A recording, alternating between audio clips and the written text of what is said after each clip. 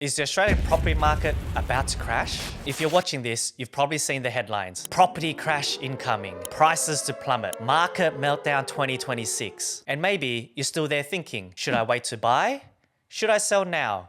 Or is this just more noise? What if I told you that's what the media wants you to question and believe? It's that exact thinking that costs people hundreds of thousands of dollars. After structuring finance for hundreds of property investors and watching what actually moves markets, I can tell you this: crashes don't start with headlines. So in the next few minutes, I'm going to show you exactly how to read the market, including the 5 signals that tell you whether your market is about to lock up, stagnate, or keep climbing, while everyone else is frozen waiting for a crash. How to separate blue chip resilient areas from speculative pockets that break first when conditions tighten. And third, the 2 costly mistakes I see all the time, from buyers waiting for 40% off that never comes, and from investors who think property only goes up and gets trapped for a decade. By the end of this video, you know exactly what to track, which areas to avoid, and how to make sure you don't become a forced seller or miss the boat entirely. Let's jump in.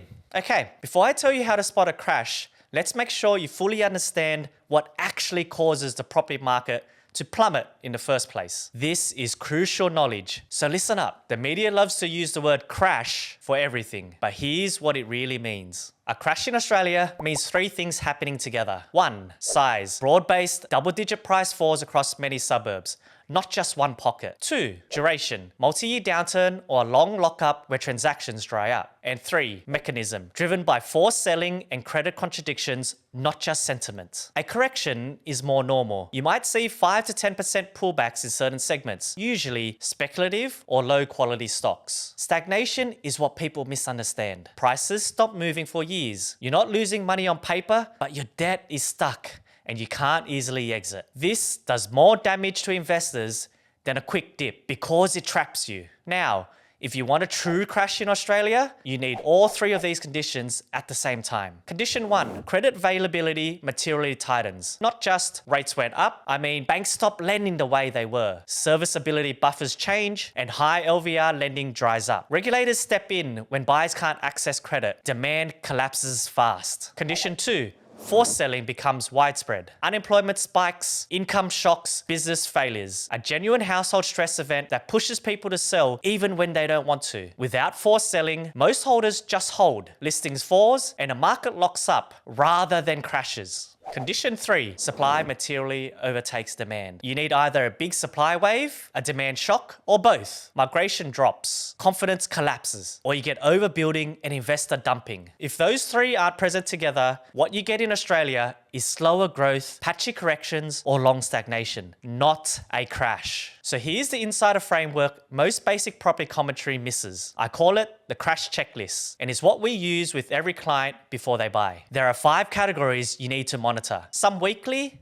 some monthly, but together, they'll tell you if a market is heading for trouble or staying resilient. Checklist category 1, credit conditions. Watch for bank policy shifts on serviceability, assessment rate buffers, LVR appetite. High LVR lending appetite. Are lenders expanding or pulling back from 90 to 95% loans? Investor versus owner-occupier lending momentum. If investor lending gets restricted, it's an early signal. Regulatory signals from APRA or major banks, and credit growth and approvals are trending down meaningfully. So why does this matter? Because when credit tightens, demand collapses before prices do. Checklist category 2, forced selling risk. Watch for mortgage arrears and hardship trends, not just the headline number, but the direction and pace of change. Unemployment and underemployment, especially in regions tied to one industry. Consumer sentiment and household stress proxies. And repossessions and distressed listings. Early signs show up in listing language before they hit the data. Without forced selling, markets lock up rather than crash. Owners just hold. Checklist category 3, supply build-up. Watch for new listings versus total stock on market. The balance matters more than any one number. Days on market and vendor discounting. Early warning signs that buyers have stepped back. Building approvals, commencements, completions, especially when completions hits during weaker demand. And investor-heavy pockets. If a suburb has lots of similar stock and heavy investor ownership, supply can spike quickly when sentiment turns. When oversupply is high and demand is weak,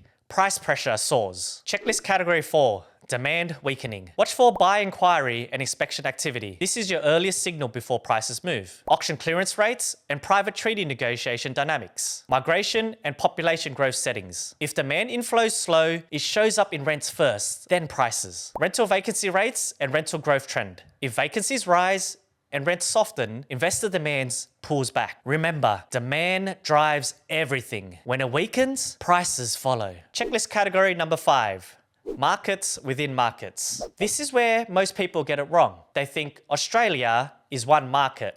It's not. Blue chip owner-occupied markets tend to hold because of tight vacancy, under 1.5%, easy to sell, under 45 days on market, tight supply, under 2.5 months of stock, diversified local economy, low unemployment, sustained population growth, and strong owner-occupied demand, creating a pricing floor. Speculative markets break first because of high vacancy, over 2.5%, slow to sell, over 75 days on market, oversupply, over 4 months of stock, one industry town risk, such as mining, high investor concentration, and new supply flooding in. But here's the key. One indicator rarely tells the story. So what we watch for is a cluster. If credit tightens, listing rise, days on market blow out, and arrears start turning up, that's when the risk profile changes quickly. And even then, the impact isn't equal. Speculative, low-quality assets and oversupplied pockets move first. Blue chip owner-occupied locations tend to be more resilient because people hold through uncertainty. Now,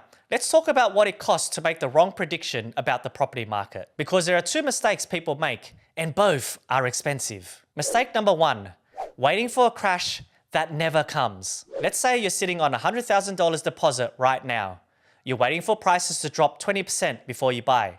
Sounds smart, right? But here's what actually happened during COVID. Everyone predicted a 40% crash. Prices dipped maybe 2 to 3%, then rebounded hard. People who waited had to pay 30 to 40% more just to get back into the market. On a $600,000 property, that's $180,000 to $240,000 more. Plus, they miss years of rental income and equity growth. The total cost of waiting, easily over $300,000 in lost wealth. Mistake number 2, buying into the wrong pocket and thinking property always goes up. But here's the flip side. Buying in an oversupplied, investor-heavy area during a boom, thinking it only goes up, can trap you for 7 to 10 years of flat prices while your debt sits there doing nothing. That's what we call stagnation. And in Australia, stagnation is far more common than crashes. Sydney, from 2000 to 2011, barely kept up with inflation. Brisbane and Adelaide, from 2017 to 2022, same story. So now you have the checklist. Credit conditions,